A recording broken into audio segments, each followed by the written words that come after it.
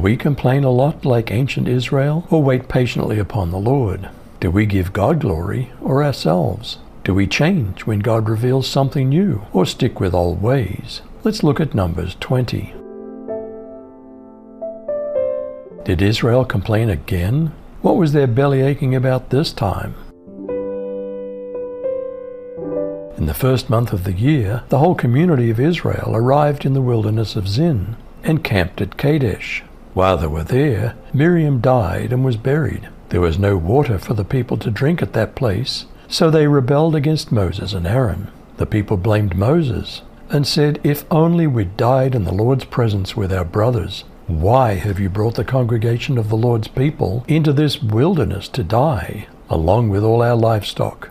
Why did you make us leave Egypt and bring us here to this terrible place? This land has no grain, no figs, no grapes, no pomegranates, and no water to drink."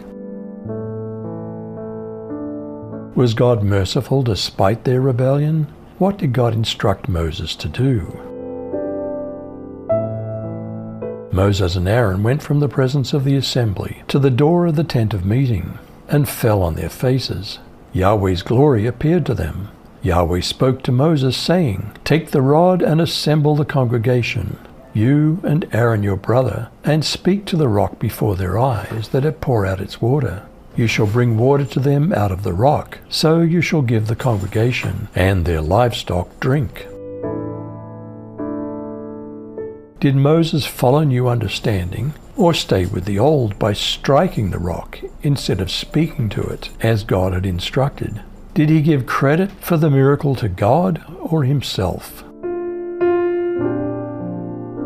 Moses took the staff from the Lord's presence as the Lord had commanded him. Moses and Aaron gathered the assembly before the rock. He said to them, "Listen, you rebels, should we produce water from the rock for you?" Then Moses raised his hand and struck the rock with his staff twice. Out flooded water, so that the community and their animals could drink.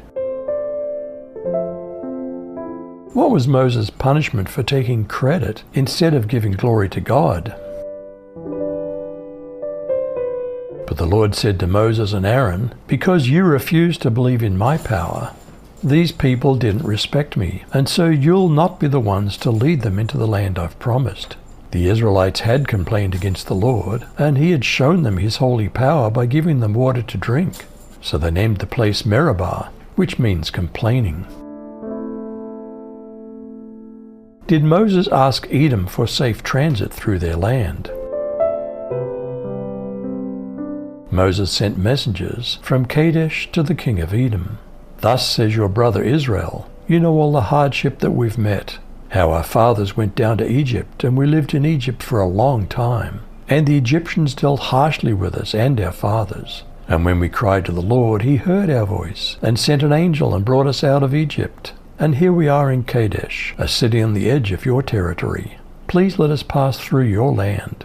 We will not pass through field or vineyard, or drink water from a well. We'll go along the king's highway. We will not turn aside to the right hand or to the left until we've passed through your territory." What was the king of Edom's reply to Moses' request for safe transit?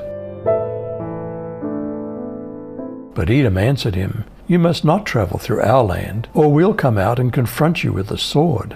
"We will go on the main road," the Israelites replied to them. "And if we or our herds drink your water, we'll pay its price. There'll be no problem. Only let us travel through on foot." Yet Edom insisted, "You must not travel through." And they came out to confront them with a large force of heavily armed people. Edom refused to allow Israel to travel through their territory, and Israel turned away from them. Was Aaron also guilty in Moses' bragging at Meribah? Was his life cut short? They traveled from Kadesh, and then the entire community of the Israelis arrived at Mount Hor. Then the Lord told Moses and Aaron at Mount Hor, near the territory of Edom, "Aaron's to be gathered to his people, since he's not to enter the land that I'm about to give the Israelis. After all, you both rebelled against my command at the Meribah springs. So take Aaron and his son Eleazar and ascend Mount Hor. Remove Aaron's vestments and place them on his son Eleazar. because Aaron is to be gathered to his people and die there. How were the reins handed over from Aaron to Eleazar? And Moses did as the Lord commanded, and they went up into Mount Hor in the sight of all the congregation.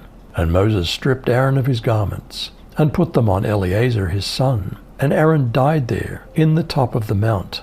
And Moses and Eleazar came down from the mount. And when all the congregation saw that Aaron was dead, they mourned for Aaron 30 days, even all the house of Israel. Though he was punished because he bragged, was he mercifully granted entrance into that eternal promised land? What does Jesus' transfiguration teach us about that?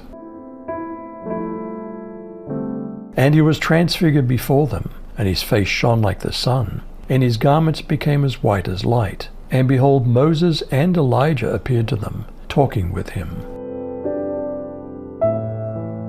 Do we complain a lot like ancient Israel, or wait patiently upon the Lord? Do we give God glory or ourselves?